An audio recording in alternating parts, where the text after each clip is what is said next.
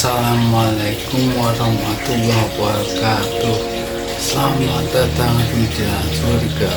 Semoga istiqomah kali ini yang dibuatkan Ustadz Abu Hurairah bisa membuat tebal keimanan kita kepada Allah.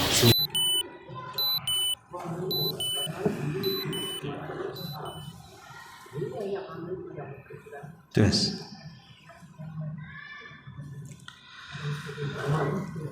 Bismillahirrahmanirrahim. Assalamualaikum warahmatullahi wabarakatuh.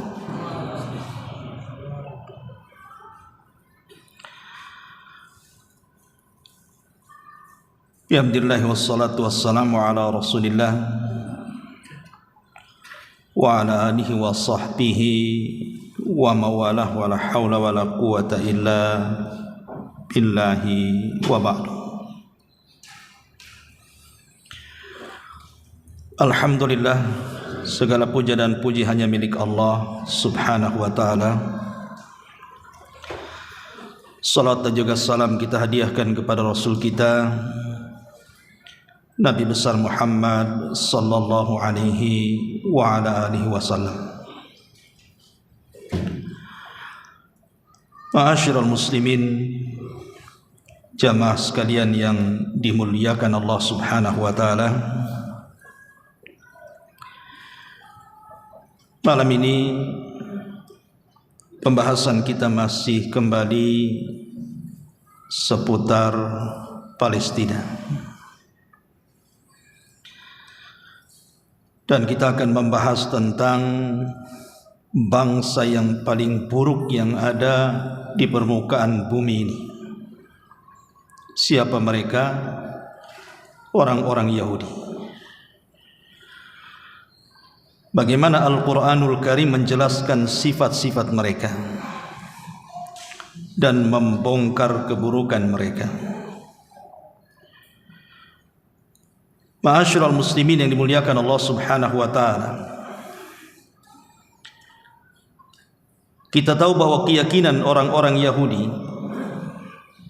yang sering saya jelaskan kepada antum,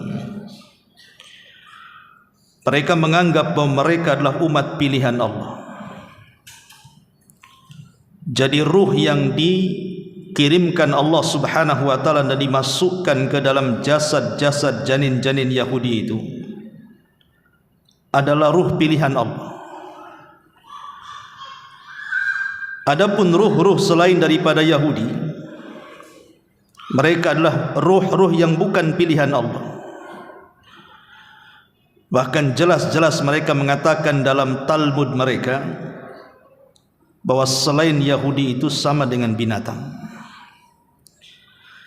dan di luar Yahudi itu menjadi hamba-hamba Yahudi. Makanya Allah subhanahu wa ta'ala menjelaskan di dalam surah Al-Ma'idah ayat 18, wa qalatil yahudu wan nasara nahnu abna'ullah wa ahibba'uh. Orang-orang Yahudi dan Nasrani mereka mengatakan, kami adalah anak-anak Allah dan kami adalah kekasih-kekasih Allah subhanahu wa ta'ala. Sehingga sudah wajar kalau seandainya orang-orang Yahudi memperlakukan di luar Yahudi sebagaimana yang kita lihat hari ini di Palestina. Mereka menjajah tanah Palestina, menghancurkan bangunan-bangunan kaum muslimin yang ada di Palestina, membunuh kaum muslimin tanpa pandang bulu. Bahkan berita terupdate saja setelah gencatan senjata sudah 700 jiwa melayang baru beberapa hari. Bahkan mereka sudah masuk ke pemukiman warga di jalur Gaza, kemudian menembak sesukanya tanpa ada aturan perang. Makanya saya heran kalau seandainya ada kaum muslimin di negeri kita ini yang masih membela Yahudi dan mengatakan bahwa Yahudi tidak salah, karena yang memulai adalah orang-orang Hamas. Barusan saya melihat video yang di-upload oleh saudara kita yang ada di Malaysia tentang pernyataan Mahathir Muhammad. Cukup logis juga perkataannya. Dia mengatakan bahwa kalau memang Hamas itu sudah membunuh 100 ataupun 1400 jiwa orang Yahudi, pertanyaan pun muncul, di mana jasad-jasad mereka? Kenapa tidak ada? Mana bangunan-bangunan yang hancur di Israel? Tidak pun kemudian sampai kepada kita. Tetapi berita yang ada di Palestina ini jelas-jelas diberitakan hampir setiap hari, setiap detik atau menit mungkin ada orang yang meninggal. Bangunan hancur di mana-mana. Dan yang meninggal itu sudah hampir 15.000. Masyarul muslimin yang dimuliakan Allah Azza wa Jalla, itu saja mereka masih membangun opini bahwa mereka sedang mengejar teroris yang namanya Hamas, tetapi yang mereka bunuh semua manusia yang ada di Palestina. Bahkan janin yang belum lahir saja harus mati, apalagi yang hidup. Memang betul-betul mereka menganggedakan untuk genosida besar-besaran. Pada Allah Subhanahu wa taala mengatakan, ya ayyuhalladzina amanu la tattakhidul yahuda wan nasara awliya ba'duhum awliya'u ba'din wa man yatawallahum minkum fa innahu minhum. Wahai orang-orang yang beriman, janganlah kalian menjadikan orang-orang Yahudi ataupun Nasrani sebagai teman setia. Mereka itu sebenarnya satu sama lain melindungi. Lihat bahasa Al-Quran, Yahudi dengan Nasrani saling melindungi. Makanya lihat komentar-komentar saudara-saudara kita yang dari Nasrani, masih juga mereka ngotot bahwa yang berhak dengan tanah Palestina itu orang-orang Yahudi. Ya, karena Yahudi dan Nasrani itu saling melindungi. Tidak heran bagi kita, mereka saling melindungi berdasarkan nas Al-Quran. Allah mengatakan awliya ba'duhum awliya'u ba'd. Mereka saling melindungi satu dengan yang lain. Makanya kita lihat siapa yang membantu orang-orang Yahudi yang ada di Israel. Negara-negara yang umumnya adalah mayoritas Nasrani, Amerika, Inggris, Perancis, itu umumnya orang-orang Nasrani. Makanya Allah Subhanahu wa taala dengan tegas mengatakan, barang siapa di antara kalian yang menjadikan mereka teman setia kalian, maka sesungguhnya dia termasuk golongan mereka. Allah ancam di sini. Kalau kita masih kemudian memojokkan kaum muslimin yang ada di Palestina, yang sudah jelas-jelas dibantai, yang tidak ada rahmat sama sekali, kok masih juga kemudian membela orang-orang Yahudi? Berarti anda ini Yahudi, anda ini Nasrani. Karena Allah Subhanahu wa taala mengatakan, barang siapa di antara kalian menjadikan mereka teman setia, maka sesungguhnya dia termasuk golongan mereka. Sungguh Allah tidak akan memberikan petunjuk kepada orang-orang yang zalim. Ma'asyiral muslimin yang dimuliakan Allah Subhanahu wa taala, Nabi sallallahu alaihi wasallam setiap hari mengajarkan kepada kita agar terus mengutuk dan melaknat orang-orang Yahudi pada setiap salat kita, minimalnya 17 kali. Karena dalam salat itu kita harus membaca surah Al-Fatihah, dan surah Al-Fatihah itu menjadi rukun daripada rukun-rukun salat. Kalau tidak dibaca, tidak sah salatnya. Dan dalam surah Al-Fatihah itu Allah Subhanahu wa taala berfirman, ghairil maghdub. Siapa maghdub di sini? Orang-orang Yahudi. Kita disuruh untuk mengatakan al-maghdub, orang-orang yang dilaknat. Karena memang mereka adalah kaum yang dilaknat, bukan Al-Quran saja yang melaknat. tetapi mereka adalah dilaknat berdasarkan Taurat, berdasarkan Injil, bahkan juga Al-Quranul Karim. Ini umat yang dilaknat Allah Subhanahu wa ta'ala. Perhatikan, kalau tidak percaya, Allah Subhanahu wa ta'ala berfirman, lu'inal ladzina kafaru min bani Israil ala lisani Daud wa Isa ibn Maryam dzalika bima asaw wa kanu ya'tadun. Orang-orang kafir dari Bani Israel, termasuk Yahudi dalamnya, telah dilaknat melalui lisannya Nabi Daud. Siapa Nabi Daud? Nabinya orang-orang Yahudi. Walaupun Daud ini diberikan Zabur, tetapi hukum tetap mengacu kepada Taurat. Artinya Nabi Daud melaknat mereka berdasarkan Taurat. Kemudian Allah mengatakan, dan juga atas lisan Isa bin Maryam. Siapa Isa bin Maryam? Nabinya orang-orang Nasrani. Artinya orang-orang Yahudi dikutuk oleh Nabi Isa bin Maryam, tentu berdasarkan Injil. Yang demikian itu karena mereka durhaka dan selalu melampaui batas. Jadi ini kaum yang dikutuk oleh Allah berdasarkan semua kitab langit, baik Tauratnya, baik Injilnya, baik Qur'annya, semua sepakat mengutuk orang-orang Yahudi, karena mereka kaum yang dikutuk Allah Subhanahu wa ta'ala. Ma'asyiral muslimin yang dimuliakan Allah Subhanahu wa ta'ala, kalau hari ini kita saksikan begitu kejamnya orang-orang Yahudi kepada kaum muslimin, saudara-saudara kita yang ada di Palestina, memang mereka adalah makhluk yang Allah katakan sebagai makhluk perusak. Allah Subhanahu wa ta'ala sampai mengatakan, wa qadhaina ila bani Israil fil kitabi la tufsidunna fil ardi marrataini wa la ta'luwanna uluwan kabira.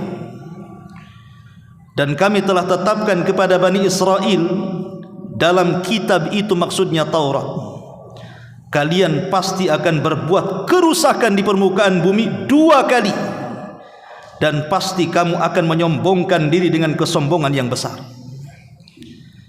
Lihat Al-Quran mengatakan bahwa mereka orang-orang Yahudi itu adalah umat perusak.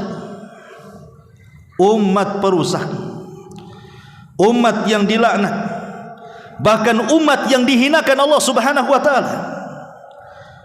Perhatikan, Allah Subhanahu wa ta'ala juga mengatakan dalam surah Al-Imran ayat 112, dzuribat alaihimudz dzillah aynama thuqifu illa bihablim minallahi wa hablim minan nas wa ba'u bighadabin minallah wa dzuribat alaihim almaskanatu dzalika biannahum kanu yakfuruna biayatillah wa yaqtuluna al-anbiya bighairi haqq dzalika bima asaw wa kanu ya'tadun. Mereka orang-orang Yahudi adalah umat yang diliputi kehinaan dimanapun mereka berada. Lihat bahasa Quran, mereka adalah umat yang dihinakan Allah Subhanahu wa ta'ala dimanapun mereka berada, kecuali jika mereka berpegang teguh kepada agama Allah dan juga perjanjian dengan manusia. Tapi Yahudi tidak pernah berpegang dengan agama Allah, karena mereka juga kufur dengan ayat-ayatnya.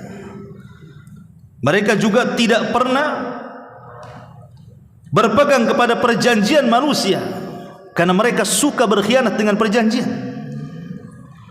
Kemudian Allah Subhanahu wa ta'ala mengatakan, dan mereka kembali mendapatkan kemurkaan dari Allah, dan mereka diliputi kerendahan dan kehinaan.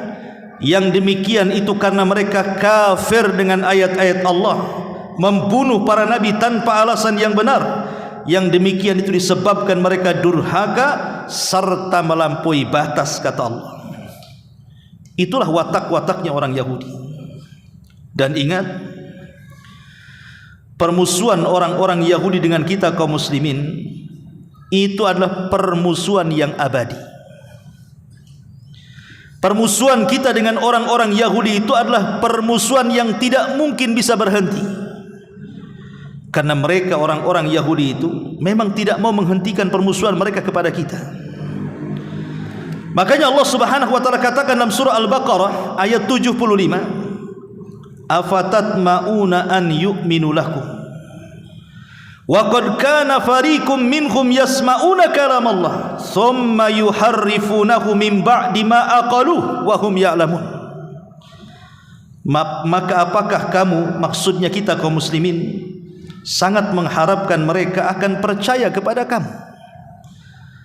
Apakah kita akan mengharapkan kepercayaan mereka kepada kita? Tidak. Jangan percaya dengan orang-orang Yahudi. Kenapa demikian? Sedangkan segolongan dari mereka orang-orang Yahudi sudah mendengar Al-Quran, lalu mereka mengubahnya setelah memahaminya, padahal mereka mengetahuinya. Kitab-kitab mereka saja mereka robah-robah dengan tangan-tangan kotor mereka. Yuharrifunal kalima amma wadi. Makanya selamanya orang-orang Yahudi itu tidak akan dipercaya. Apapun ucapan mereka tidak mungkin kita percaya. Lihat Barat yang selama ini mengusung HAM, hak asasi manusia, terutama Amerika, negara adidaya, sedikit-sedikit HAM, pelanggaran HAM. Tiba-tiba kemudian yang berteriak-teriak HAM justru negara yang paling besar menyokong penjajahan di Palestina, mengirim senjata, mengirim tentara, mengirim amunisinya untuk menghancurkan kaum muslimin yang ada di sana. HAM dari mana? Negara-negara yang teriak HAM itu mana? Di negaranya kalau ada kucing mati dipermasalahkan, kalau ada binatang ini dibunuh dipermasalahkan. Di depan mata lo bayi-bayi dibantai, wanita-wanita dibantai, lansia-lansia dibantai. Di mana HAM? Ma'asyiral muslimin yang dimuliakan Allah Azza wa Jalla. Makanya wajar kalau Allah Subhanahu wa taala katakan dalam Al-Baqarahnya 217-nya, wala yazaluna yuqatilunakum hatta yaruddukum an dinikum in istata'u, kata Allah.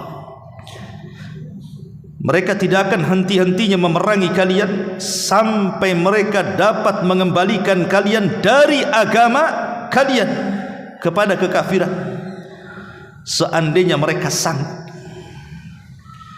Makanya Allah mengatakan, "Waman yartad minkum an dinihi fayamut wa huwa kafir faulaika habitat a'maluhum fid dunya wal akhirah wa ulaika ashabun nar hum fiha khalidun." Maka barang siapa yang murtad di antara kalian sebab ajakan orang-orang Yahudi ataupun Nasrani, maka Allah katakan, kemudian kalian mati di atas kekafiran, maka mereka itulah yang sia-sia amalnya di dunia dan akhirat, dan mereka itulah para penghuni neraka, dan mereka akan dikekalkan di dalamnya selama-lamanya. Lihat bahasa Al-Quran, wala yazaluna yuqatilunakum hatta yaruddukum an dinikum. Mereka akan senantiasa memerangi kalian sampai kalian kembali dan menganut agama mereka. Bahkan lebih tegas lagi Allah Subhanahu wa taala mengatakan, walan tardha ankal yahud walan nasara hatta tattabi'a millatahum qul inna hudallahi huwal huda wala in ittaba'ta ahwa'ahum ba'da alladhi ja'aka minal ilmi ma laka minallahi min waliyyi wala nasir, kata Allah. Selamanya orang-orang Yahudi dan Nasrani itu tidak akan redha kepada kalian sampai kalian ikut agama mereka. Katakan ya Muhammad, petunjuk Allah itulah petunjuk yang benar jika engkau mengikuti hawa nafsu mereka. Lihat bahasa Quran, Allah mengatakan jika engkau wahai Muhammad mengikuti hawa nafsu mereka. Maknanya apa? Maknanya mereka itu beragama di atas hawa nafsu, sehingga wajar mereka tidak pernah mengamalkan Injil dan Taurat mereka. Mereka lari dari ajaran mereka karena intinya orang-orang ini Mereka sangat rakus dengan dunia. Ma'asyiral muslimin yang dimuliakan Allah Subhanahu wa taala, akan tetapi walaupun zahirnya kita lihat hari ini kaum muslimin terbantai begitu banyak jiwa-jiwa melayang, Allah Subhanahu wa taala tetap memberikan harapan kepada mereka bahwa kaum muslimin yang terbunuh di Palestina jauh lebih baik dibandingkan orang-orang Yahudi yang membunuhnya. Allah Subhanahu wa taala mengatakan dalam surah An-Nisa ayat 104, wala tahin fi ibtigha'il qaumi in takunu ta'lamun fa innahum ya'lamuna kama ta'lamun wa tarjuna minallahi ma la yarjun wa kana Allahu aliman hakima. Janganlah kamu berhati lemah, jangan pernah lemah dalam mengajar mereka ataupun mengejar mereka memusuhi orang-orang Yahudi. Jangan pernah lemah. Kita dilarang oleh Allah Azza wa Jalla untuk lemah dalam memusuhi mereka. Jangan kira orang-orang Yahudi kuat dengan persenjataan, kuat dengan pasukan, dibantu dengan negara adidaya. Palestina sendirian, negara-negara Arab diam 1000 bahasa. Mereka hanya bisa menghimbau dan membantu, hanya setakat itu saja, membantu makanan, obat-obatan, tapi tidak ada yang membantu pasukan atau yang lainnya. Maka Allah mengatakan, janganlah kamu berhati lemah untuk memusuhi mereka. Jika kamu menderita kesakitan, kata Allah, maka sungguh mereka pun menderita kesakitan yang sama sebagaimana kamu juga menderitanya. Sedangkan kamu mengharap daripada Allah, tapi mereka tidak punya harapan di hadapan Allah. Kamu mengharap daripada Allah apa yang tidak mereka harapkan, dan Allah Maha mengetahui lagi Maha bijaksana. Zahirnya kaum muslimin kesakitan, berteriak-teriak kesakitan. Kemudian di antara mereka meninggal begitu saja, tetapi meninggalnya kaum muslimin entah terkena runtuhan, tembakan, bom, tank dan yang lainnya. Ingat, Allah mengatakan kamu punya harapan, tapi orang-orang Yahudi itu tidak punya harapan sedikit pun. Wala tahsabannal ladzina qutilu fi sabilillahi amwatan bal ahya inda rabbihim yurzaqun, kata Allah. Dan jangan sekali-kali kalian mengira bahwa orang-orang yang gugur di jalan Allah itu mati. Mereka tidak mati, zahirnya saja jasadnya mati, mereka tidak mati. Sebenarnya mereka masih hidup di sisi Allah dan mereka mendapatkan rizki. Dan Allah Subhanahu wa taala mengatakan juga dalam ayat yang lain, iyamsaskum qarhun faqad massal qaumu qarhum mithlu wa tilkal ayyam nudawiluha bainan nas wa liya'lamallahu alladhina amanu wa yattakhidha minkum syuhada wallahu la yuhibbudz zalimin. Jika kamu mendapat luka, maka mereka pun pasti akan mendapat luka yang sama. Dan masa kejayaan dan kehancuran itu kami pergilirkan di antara manusia. Hei Yahudi, kalian bisa sombong hari ini mengalahkan saudara-saudara kami yang ada di Palestina. Tapi ingat, Allah mengatakan watilkal ayyam nudawiluha bainan nas. Hari itu akan digilir, hari itu akan diputar. Yang namanya kemenangan dan kehancuran itu akan diputar-putar Allah. Nanti satu hari kalian juga akan hancur. Ma'asyiral muslimin yang dimuliakan Allah Azza wa Jalla.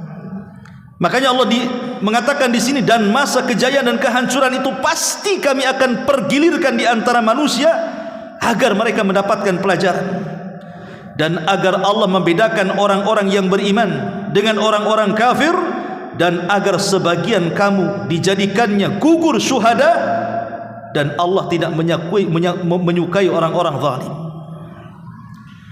Dengan adanya kekalahan bukan berarti kelemahan. Dengan kekalahan itu supaya ada orang-orang yang mati syahid di situ.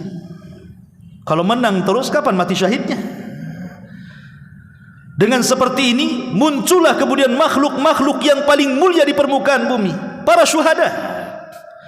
Dengan banyaknya gugur itu mereka jadi para syuhada. dan mereka menjadi orang-orang mulia di sisi Allah Subhanahu wa taala, dan mereka akan mendapatkan 100 tingkatan di sorga. Ma'asyiral muslimin yang dimuliakan Allah Subhanahu wa taala, sedikit kita bentang persoalan kebobrokan Yahudi ini. Ma'asyiral muslimin yang dimuliakan Allah Subhanahu wa taala, permusuhan orang-orang Yahudi kepada kita kaum muslimin ini permusuhan yang sudah lama, bukan permusuhan sekarang saja, tidak. Karena kalau kita lihat sejarah Nabi sallallahu alaihi wasallam, Nabi SAW saja tidak aman dari orang-orang Yahudi. Bahkan pernah terjadi upaya pembunuhan kepada Rasul 3 kali. Nabi mau dibunuh 3 kali. Oleh siapa? Oleh orang-orang Yahudi mal'un yang dilaknat itu. Kapan itu? Pertama, Nabi SAW dalam perang Khaybar. Ingat, Yahudi dikalahkan kaum muslimin di 4 peperangan di zaman Nabi. Perang Bani Qunaiqah, perang Bani Nadir, perang Bani Quraidah, dan terakhir perang Khaybar. Ma'asyiral muslimin yang dimuliakan Allah Azza wa Jalla, makanya kalau sebagian para mujahidin yang ada di Palestina suka meneriakan ya Khaybar, ya Khaybar, Jaisu Muhammadin sayaud, wahai Khaybar, wahai Khaybar, ingat tentara Muhammad akan datang. Ya, karena kemenangan di zaman Rasul yang sangat gemilang adalah ketika berhasil menghancurkan orang-orang Yahudi di Khaybar, sampai Allah turunkan ayat idza jaa nasrullahi wal fath. Apabila datang kemenangan Allah, maksudnya di Badar dan Khaybar, kemudian terjadi Fathu Mekah. Ada peristiwa di sini. Ketika Nabi SAW pulang dari Khaybar, ada seorang wanita namanya Zainab bintu Al-Harith. Dendam karena anaknya, suaminya, pamannya, kerabat-kerabatnya mati dalam peperangan di Khaybar. Zainab bintul Harith seorang Yahudi ini dendam kepada Nabi. Akhirnya kemudian dia pun bersandiwara ingin mengundang Rasul, memberikan hadiah dengan cara makan-makan di rumahnya. Tapi Zainab ini licik. Dia bertanya, makanan kesukaan Nabi itu apa? Orang-orang mengatakan paha kambing. Maka dimasakkan paha kambing dengan sangat enak, tapi sudah dilumuri racun. Lihat liciknya orang-orang Yahudi. Ketika kemudian Nabi SAW dan sebagian para sahabat sudah hadir dan siap menyantap, maka Nabi SAW mulai menyantap daging yang sudah dilumuri racun, dan seorang sahabat juga ikut memakannya. Akhirnya kemudian tiba-tiba paha kambing itu bisa bicara dan mengatakan, ya Muhammad, stop, jangan kau makan aku, karena Yahudi sudah meletakkan racun di paha kambingku ini. Maka Rasul langsung berhenti, tapi masalahnya sudah tercicipi, dan seorang sahabat juga sudah memakannya, tapi yang lain belum. Kata Rasul, jangan ada yang makan, karena barusan tadi dihabarkan kepadaku bahwa daging-daging yang kalian makan itu beracun. Maka akhirnya kemudian Nabi SAW memanggil siapa yang meletakkan racun ini. Maka Zainab pun datang dan mengatakan, saya. Kemudian Zainab heran, siapa yang memberitahu bahwa dalam daging itu ada racunnya? Maka Nabi menunjukkan paha kambing. Paha kambing itu yang memberi tahu bahwa dia sudah terlumuri racun. Akhirnya dia ngaku, iya memang saya meletakkan racun di situ. Maka Nabi SAW mengatakan, wa ma hamalaka ala dhalik, wa ma hamalaki ala dhalik, kenapa engkau sampai melakukan seperti itu? Maka dia mengatakan, qatalta abi wa ammi wa zawji, engkau sudah membunuh bapakku, pamanku, dan suamiku, dan engkau sudah memporak-porandakan kaumku, katanya. Kemudian dia mengatakan, Kalau demikian, kenapa kamu harus meracun aku? Kau hendak membunuh aku, kata Nabi. Maka Zainab bintul Haris mengatakan, kalau engkau memang seorang raja, kemudian engkau mati, maka istirahatlah kami. Tapi kalau engkau seorang nabi, pasti kau tidak akan mati.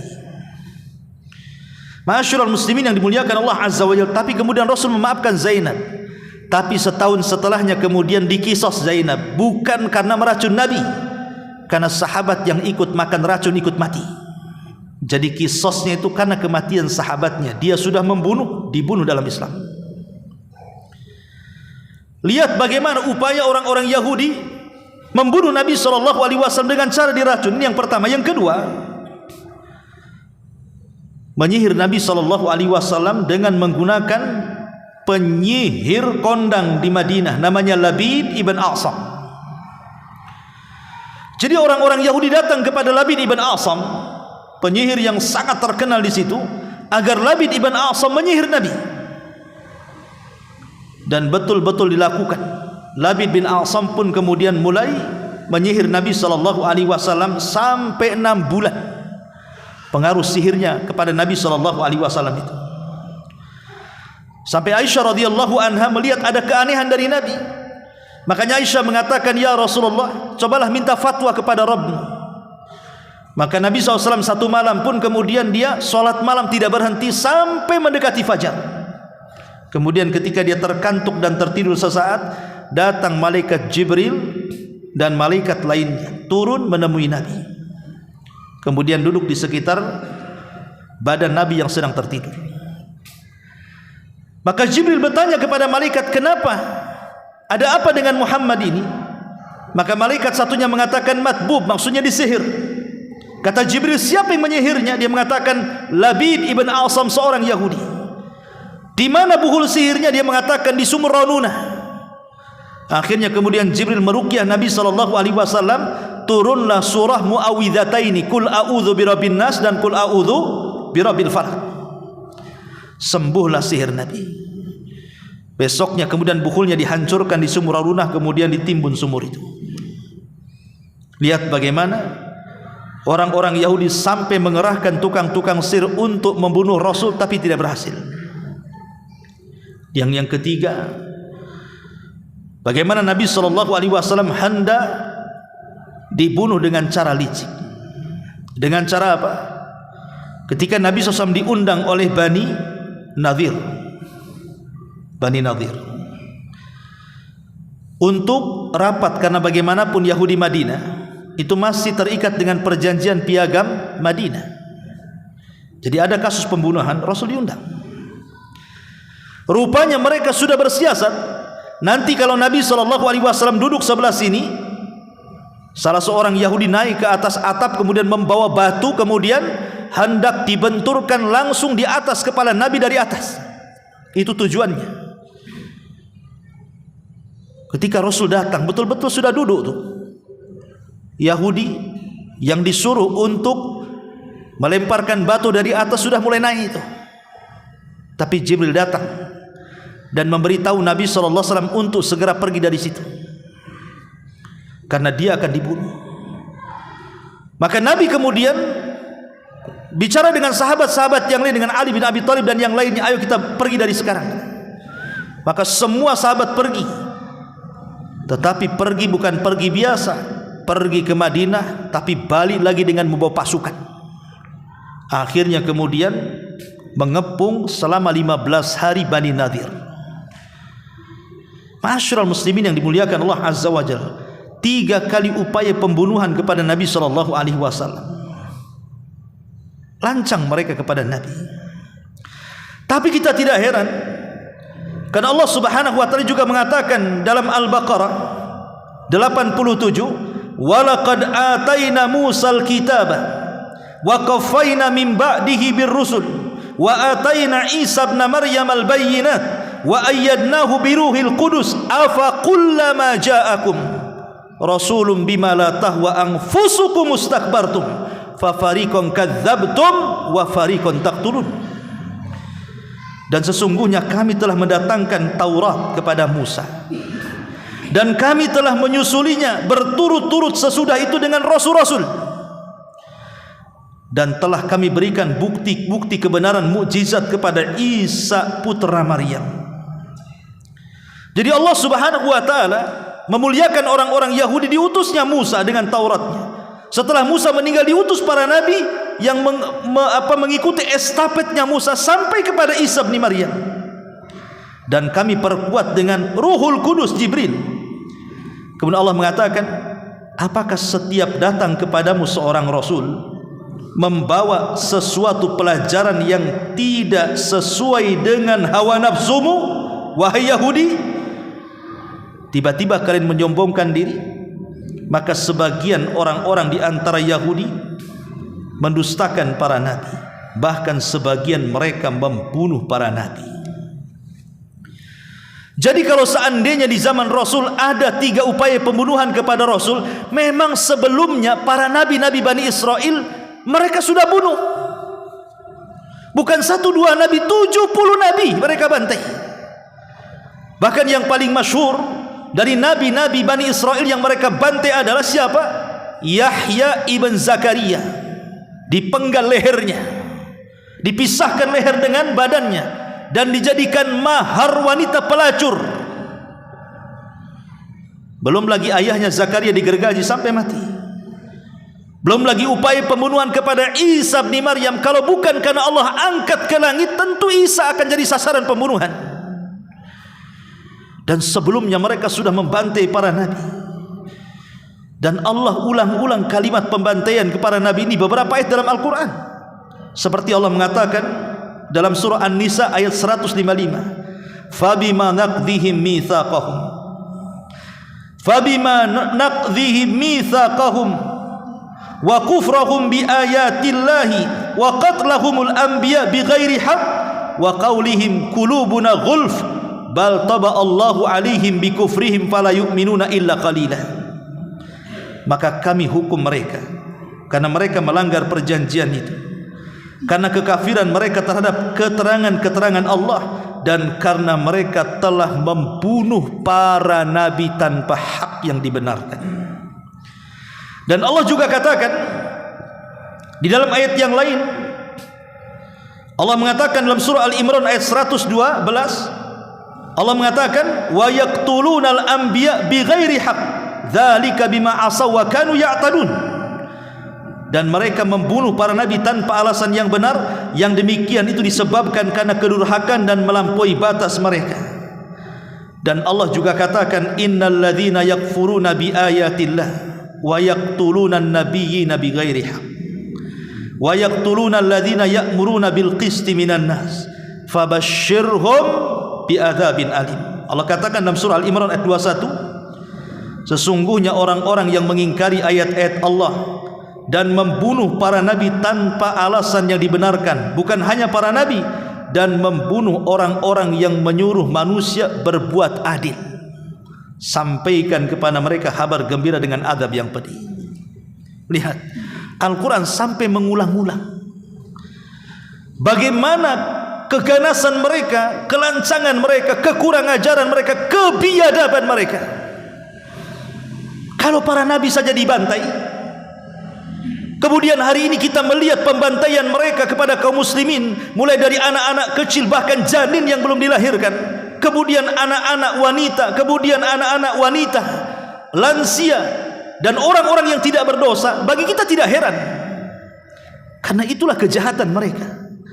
Kalau sudah tahu kejahatan mereka sedemikian dahsyatnya, Anda masih juga membela orang-orang Yahudi, akalnya di mana?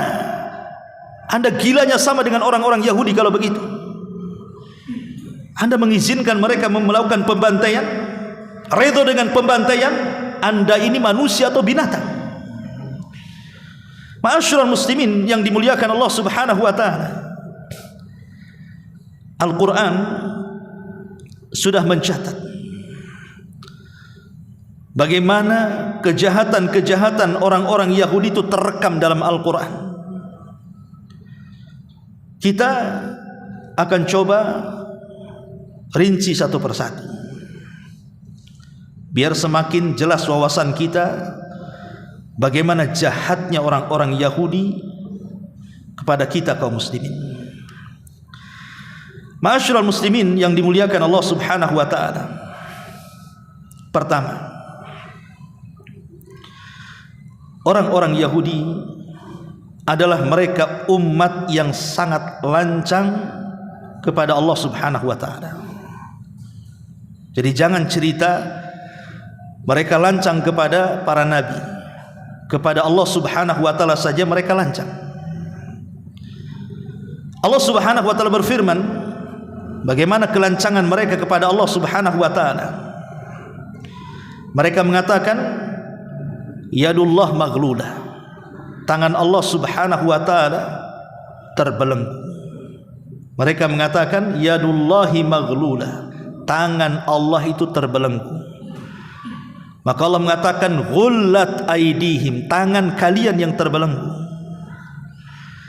Dan itu disebutkan di dalam Al-Baqarah 64. Kemudian juga disebutkan dalam Al-Imran ayat 181, Allah mengatakan laqad sami'allahu qaulal ladzina qalu innallaha faqir wa nahnu aghnia.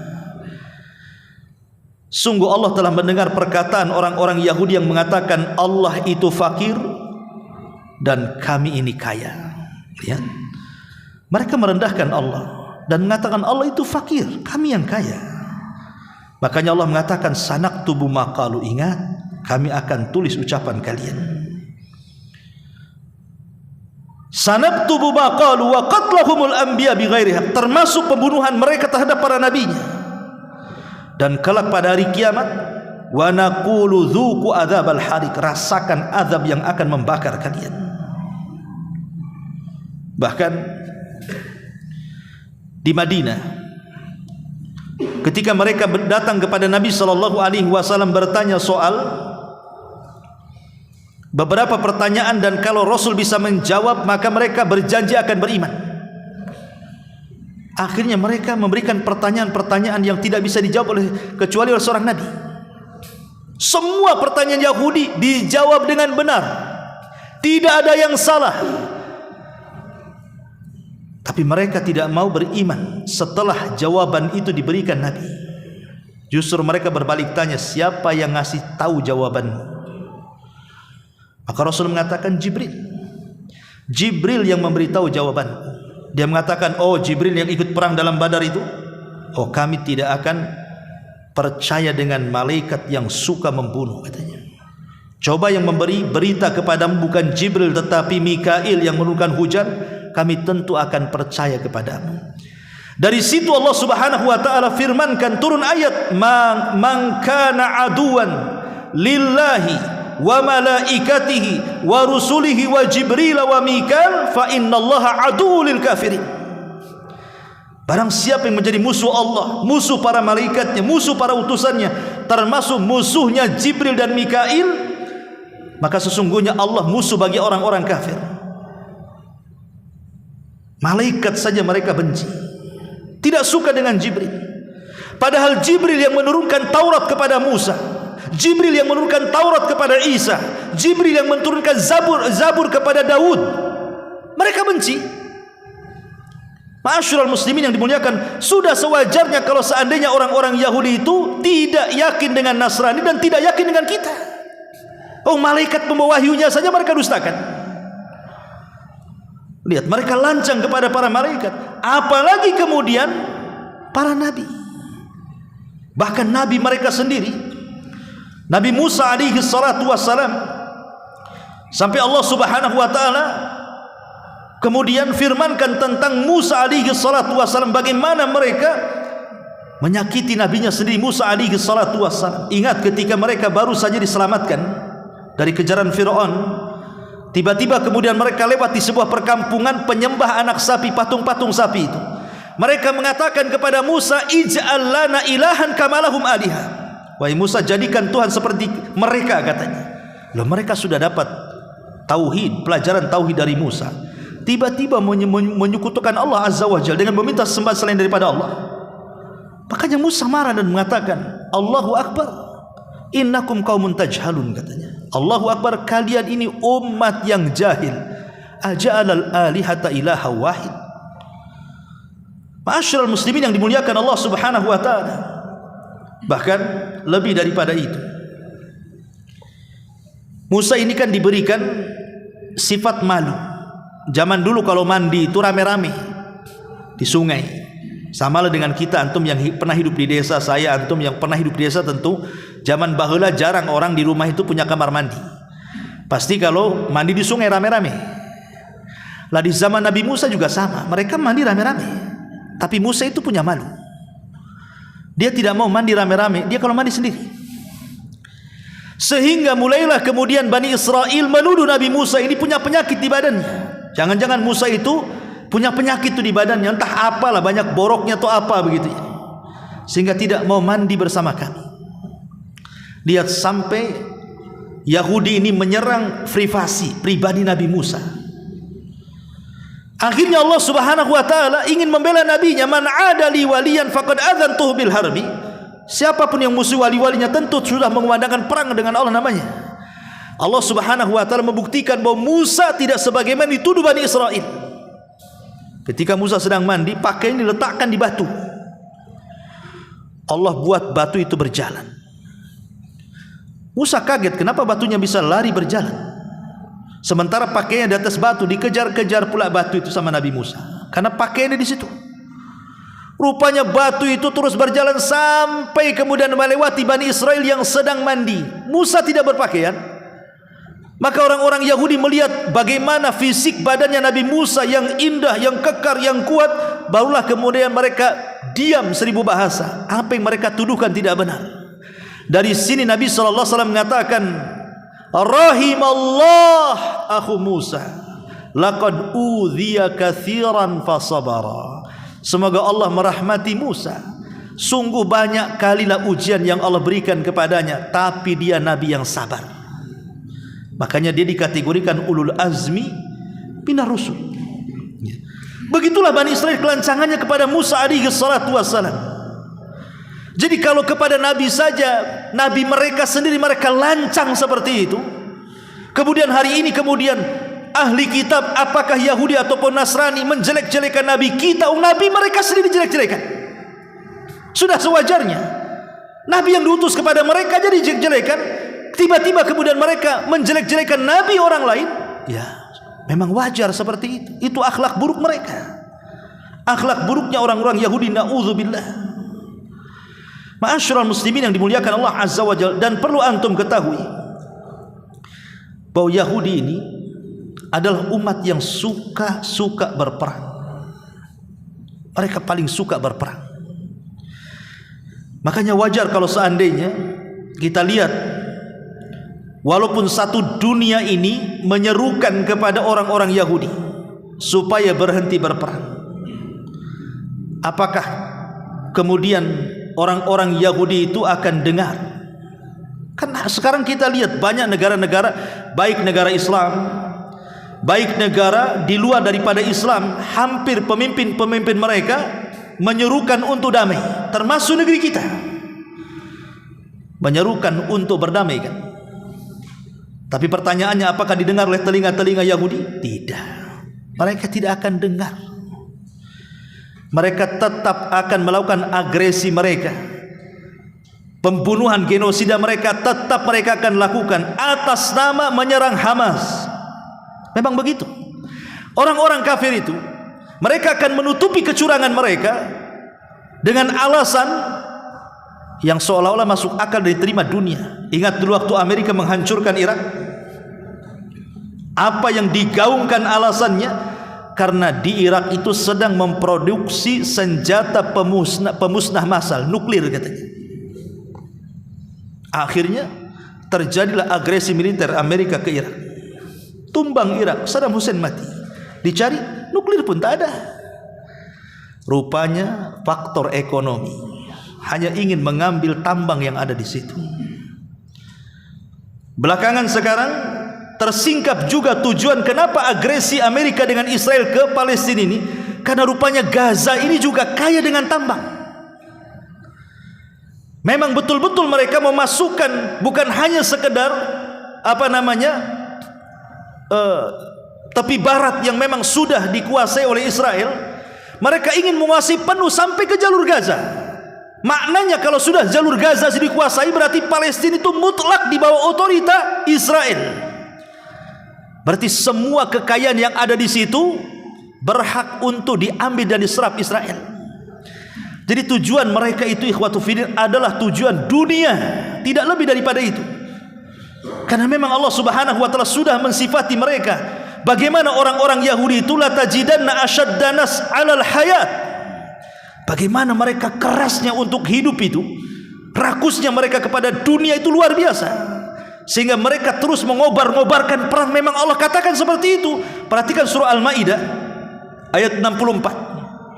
Allah Subhanahu wa taala berfirman, wa qalatil yahud yadullahi maglulatun ghullat aydihim wa lu'inu bima qalu bal yadahu mabsutatan yunfiku kaifa yasha wala yazidanna katsiran minhum ma unzila ilaika min rabbika tughyanan wa kufran wa alqaina bainahumul adawata wal baghdha ila yaumil qiyamah. Nih perhatikan ayat yang setelahnya, kullama auqadun nara lil harbi atfa'aha Allah wa yas'auna fil ardi fasadan wallahu la yuhibbul mufsidin.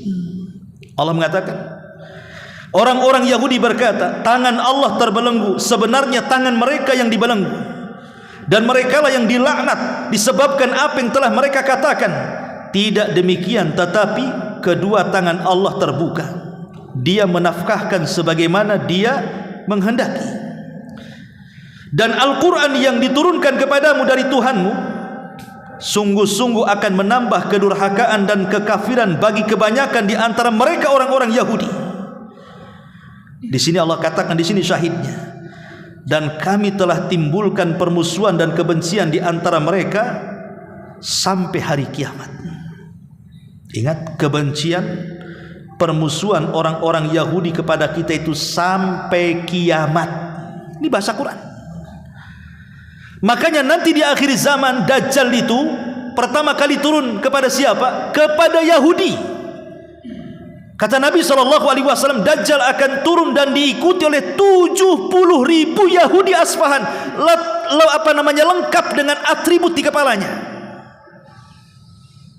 Artinya mereka akan menjadi para tentara Dajjal. Dan Dajjal muncul itu sudah akhir zaman namanya, karena Dajjal itu masuk dalam tanda-tanda kiamat besar. Makanya Allah mengatakan kebencian, permusuhan di antara mereka sampai kiamat. Perhatikan istilahnya, setiap mereka mengobarkan api peperangan. Lihat. Ya, karena Yahudi suka perang. Yahudi suka mengobarkan peperangan. Mereka tidak akan berhenti untuk memerangi kaum muslimin, walaupun satu dunia mengatakan damai engkau, tidak akan damai.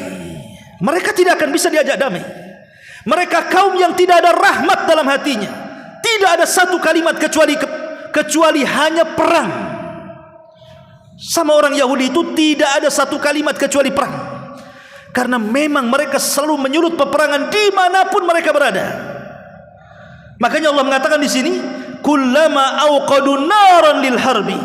Setiap kali mereka memunculkan percikan-percikan peperangan, atfa'aha Allah, maka Allah akan memadamkannya. Dan mereka berbuat kerusakan di permukaan bumi, dan Allah tidak menyukai orang-orang yang menyombongkan atau berbuat kerusakan. Ikhwan, orang-orang Yahudi tidak ada rahmat. Bagi mereka membunuh bayi, bahkan dalam janin sekalipun, bahkan lansia-lansia dan wanita-wanita, bagi mereka biasa. Tidak ada belas kasihan sedikit pun. Kenapa demikian? Karena memang orang-orang Yahudi sudah ternaskan dalam Al-Maidah 82, la tajidanna asyaddan nas adawata lil ladzina amanul yahud wal ladzina asyraku. Engkau akan mendapati kaum yang sangat keras permusuhannya kepada orang-orang yang beriman. Siapa mereka? Yahudi. Orang-orang Yahudi. Mereka tidak ada rahmat sama sekali. Tidak ada kasihan. Kita saja kadang-kadang ada saudara kita mungkin di luar daripada Islam, kelaparan, kemudian tidak dibantu, berdosa kita. Apalagi saudara-saudara kita yang kaum muslimin. Ma'asyiral muslimin, bukan hanya sekedar perang fisik, tembak-tembakan, pembunuhan, pembantaian, penjajahan, tapi juga mereka adalah umat yang merusak ekonomi. Makanya Allah mengatakan dalam surah An-Nisa ayat 161-nya, wa akhdihimur riba wa qad nuhu anhu wa aqlihim amwalan nas bil batil wa a'tadna lil kafirina minhum adzaban alima. Dan mereka suka menjalankan riba, padahal sungguh mereka telah dilarang dari riba. Mereka menghancurkan ekonomi Islam dengan cara riba. Bahkan mereka memakan harta orang dengan cara yang batil, mengambil dan merampas hak orang. Lihat, sebelum mereka datang ke Palestina, orang-orang Yahudi itu, setelah Perang Dunia Pertama, sebelum Perang Dunia Pertama, orang-orang yang ada di Palestina yang di bawah kekuasaan Turki Utsmani itu aman-aman saja mereka, damai, tenang, tidak ada masalah. Tapi setelah tumbangnya Turki Utsmani, setelah Perang Dunia Pertama, kemudian dikirim oleh Inggris orang-orang Yahudi Eropa, kemudian dengan sepihak mendudukkan di tanah Palestina, akhirnya kemudian dibagi, ini tanah Yahudi, ini tanah Nasrani. Akhirnya berdirilah Israel di situ, yang diletakkan, dimerdekakan, yang punya tanah asli pula sampai hari ini. Satu dunia negara yang belum merdeka cuma Palestina. Zalim, ikhwan. Itulah orang kafir. Mereka menjajah ekonomi, bukan hanya menjajah negeri saja, tapi ekonomi dijajah dengan alasan, berbagai macam alasan, kan? Seperti sekarang alasannya adalah memberantas teroris. Teroris dari mana? Anda yang teroris? Gimana teroris membantai teroris ini, gimana ceritanya? Anda yang teroris. Hei Amerika, Anda yang teroris. Israel, Anda yang teroris. Anda yang membunuh, Anda yang memulai. Kok kemudian orang-orang yang tidak bersalah dikatakan teroris? Itu hanya sekedar membungkus saja, kan? Di balik itu mereka hanya ingin mencari pembenaran, melegalkan apa yang sudah mereka lakukan, padahal dunia sudah mengecam dengan 1000 kecaman. Tetap saja itu yang mereka suara-suarakan, membantai teroris, padahal yang dibantai kaum muslimin jelas-jelas genosida. Nggak peduli orang itu, karena intinya adalah menjajah, mencaplok seluruh negeri Palestina. Tujuannya cuma satu, masalah ekonomi, masalah dunia. Karena orang Yahudi itu Allah katakan, wala tajidannahum ahrasan nas ala hayatin wa minal ladzina asyraku yawaddu ahaduhum law yu'ammaru alfa sanatin wa ma huwa bimujahzihi minal adzab an yu'ammar wallahu basirun bima ya'malun. Ini tujuannya sebenarnya. Allah katakan dalam Al-Baqarah 96, dan sungguh engkau wahai Muhammad akan mendapati mereka orang-orang Yahudi itu manusia yang paling tamak akan kehidupan dunia. Tujuan mereka dunia. Mereka rela membantai itu tujuannya dunia. Karena tidak ada manusia yang tamak dari dunia kecuali orang-orang Yahudi. Mereka lebih tamak. Orang musyrik sudah tamak, Yahudi lebih tamak lagi, kata Allah. Orang musyrik loh sudah tamak dengan dunia, tapi Allah mengatakan sungguh engkau akan mendapati mereka orang-orang Yahudi manusia yang paling tamak akan kehidupan dunia, bahkan lebih tamak daripada orang-orang musyrik. Masing-masing mereka ingin diberikan umur 1000 tahun kalau bisa, padahal umur panjang tidak akan menjauhkan mereka dari azab, dan Allah Maha melihat apa yang mereka kerjakan. Jadi inti dibalik genosida kaum muslimin yang ada di Palestina adalah urusan dunia. Mereka hanya ingin mencaplok kekayaan kaum muslimin yang ada di situ, sehingga mereka membuat dongeng-dongeng supaya dipercaya dunia. Apa dongengnya? Bahwa tanah Palestina adalah tanah Yahudi.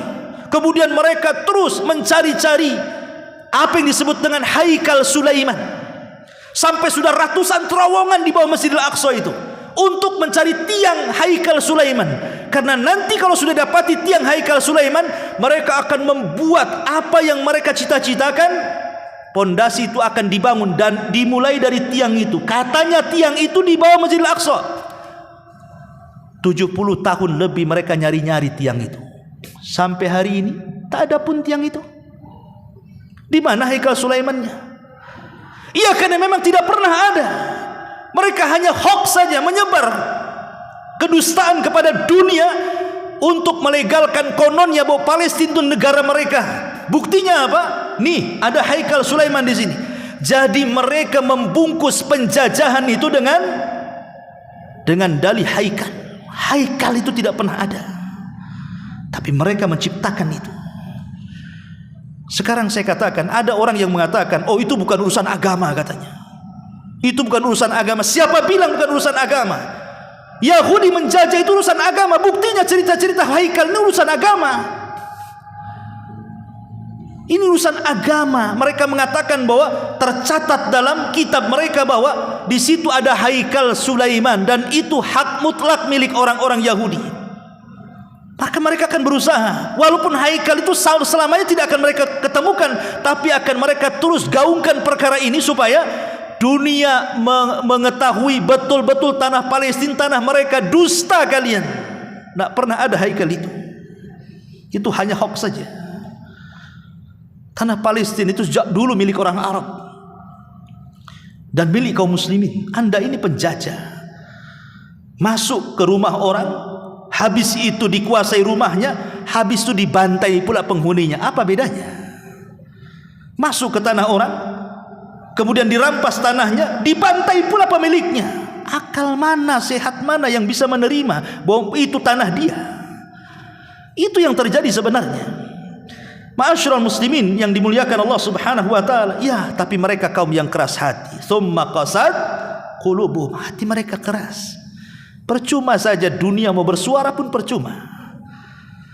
Ma'asyiral muslimin yang dimuliakan Allah Subhanahu wa taala, tapi bagi kita kaum muslimin memandang mereka itu bukan manusia, mereka itu setan. Setan dalam bentuk manusia. Yang mengatakan Yahudi setan itu bukan Abu Humairah. Yang mengatakan Yahudi setan itu Allah. Allah mengatakan, wa idza laqul ladzina amanu qalu amanna wa idza khalau ila syayatinihim. Lihat bahasa Quran. Wa idza khalau ila syayatinihim. Allah yang mengatakan mereka setan. Karena kelakuan mereka memang lebih daripada setan. Setan aja udah jahat. Ini di atasnya setan lagi tuh. Yahudi itu. Makanya Allah mengatakan, wa idza laqul ladzina amanu qalu amanna wa idza khalau ila syayatinihim qalu inna ma'akum innama nahnu mustahziun. Kata ahli tafsir, syayatinihim di sini mereka adalah para pembesar Yahudi. Mereka adalah orang-orang Yahudi. Allah bahasakan dengan setan. Karena setanlah yang selalu berbuat jahat. Setan dalam bentuk manusia. Karena kebencian mereka dalam sekali, ikhwan. Bukan main-main kebencian orang-orang Yahudi kepada kaum muslimin, luar biasa. Ma'asyiral muslimin yang dimuliakan Allah Subhanahu wa taala, maka kalau kita sudah tahu hakikat orang-orang Yahudi, masih jugakah kalian kemudian membela orang Yahudi? Enggak punya otak kalian kalau tak ada. Kalau masih juga membela orang Yahudi. Kenapa membela orang yang membantai? Jelas-jelas membunuh. Membela orang yang membunuh. Membela orang yang bunuh anak-anak, membunuh wanita, membunuh lansia, membunuh orang-orang yang tidak berdosa, masih juga dibela. Maka kewajiban kita, saya menyerukan dari kajian ini, terus doakan saudara-saudara kita yang ada di Palestina. Lawan orang-orang Yahudi, jangan sampai lemah. Dengan cara apapun antum harus menyerang mereka. Sekarang sudah ada istilah julid fisabilillah katanya. Mantap juga tuh. Itu yang bisa antum lakukan kan. Lemahkan mental-mental tentara-tentara Yahudi itu, atau orang-orang yang berusaha mendukung orang-orang Yahudi. Kalau dulu di zaman Nabi SAW orang bisa lemah mental dengan syair. Bahkan Nabi mengatakan kepada Hasan ibn Thabit, ughzuhum ya Thabit, fa inna ruhul qudus ma'ak, katanya. Wahai Thabit, teruslah engkau bersyair, kata Rasul. Malaikat Jibril akan membantumu. Terkadang melemahkan itu dengan bahasa, dengan syair. Karena syair itulah media di zaman itu. Karena syair itu bisa membangkitkan orang, bisa melemahkan orang. Sekarang tidak ada syair, pakai julidlah antum. Gabunglah dengan orang-orang itu. lemahkan mental orang-orang itu. Karena mereka juga orang-orang Yahudi menggunakan media-media mereka untuk menutupi kejahatan mereka, kemudian membayar bazar-bazar dunia. Tidak ada masalah. Oh, ini produk mereka, nggak masalah. Pakai produk mereka untuk menyerang mereka. Kalau antum punya harta, bisa sumbangkan. Tapi minimalnya, kalau tidak bisa semuanya, minimal berdoa kepada Allah Azza wa Jalla. Apalagi ambil waktu-waktu yang mustajab, tempat-tempat yang mustajab. Kita katakan, ya Allah, hancurkan orang-orang Yahudi, menangkan orang-orang Palestina. Dua kata ini cukup antum berdoa. Ya Allah, hancurkan orang Yahudi, menangkan kaum muslimin di Palestina. Doakan setiap solat kita. Kalau antum yang berpuasa, sebelum berbuka itu waktu mustajab, di situ. Kalau antum yang bisa bangun sepertiga malam ketika Allah turun, berdoa di situ. Ambil waktu-waktu yang mustajab. Karena bagaimanapun Nabi SAW sungguh-sungguh sudah memberikan arahan kepada kita bahwa Muslim satu dengan yang lain itu kalbunyan, seperti bangunan, yashuddu ba'duhu ba'dha, menguatkan satu dengan yang lainnya. Dalam riwayat kal jasadil wahid, seperti jasad yang satu sakit semuanya harus merasakan sakit. Jangan katakan ini urusan Palestina, adalah warga Palestina yang menghadapinya. Jangan katakan itu kan urusan Palestina, biar mereka yang menyelesaikannya. Ini bukan urusan Palestina. Urusan Palestina urusan kita. Karena mereka muslim, kita juga muslim. Bukankah satu bangunan dan satu jasad? Kalau sudah satu bangunan dan satu jasad, artinya tidak bisa dipisahkan antara muslim Indonesia dengan muslim Palestina. Apalagi ada erat kaitan dengan urusan keyakinan kita dengan Palestina. Di situ ada Masjidil Aqsa yang kita harus membelanya. Kata Nabi, la tushaddur rihal illa ila thalathati masajid. Tidak boleh anda melakukan perjalanan dalam rangka niat ibadah kecuali di 3 masjid. Salah satunya Aqsa. Dan dari situ kekuatan kaum muslimin akan bersatu, dan dari situ kehancuran orang-orang Yahudi, dan dari situ juga Dajjal akan dibunuh, dan dari situ juga kaum muslimin akan dimenangkan. Jadi ini bukan main-main soal Al-Quds ini. Meleklah berita hari ini. Lihat saudara kita. Coba bayangkan kalau seandainya kita yang di sana, mereka yang di sini. Gitu. Kira-kira apa yang kita akan lakukan di sana? Tapi Allah sudah pilihkan, memang mereka umat pilihan. Lihat ketegaran mereka, kesabaran mereka luar biasa. Dan ini pelajaran bagi kita. Mudah-mudahan kajian di malam hari ini juga bisa membangkitkan semangat kita untuk terus membantu saudara kita di Palestina, dan tahu hakikat kejahatan orang-orang Yahudi, maka jangan pernah membela orang-orang Yahudi, karena mereka adalah kaum yang dilaknat, dan setiap solat kita mengutuk mereka. Subhanakallah bihamdika, asyhadu an la ilaha illa anta astaghfiruka wa atubu ilaik. Allahu ta'ala alam. Assalamualaikum warahmatullahi wabarakatuh.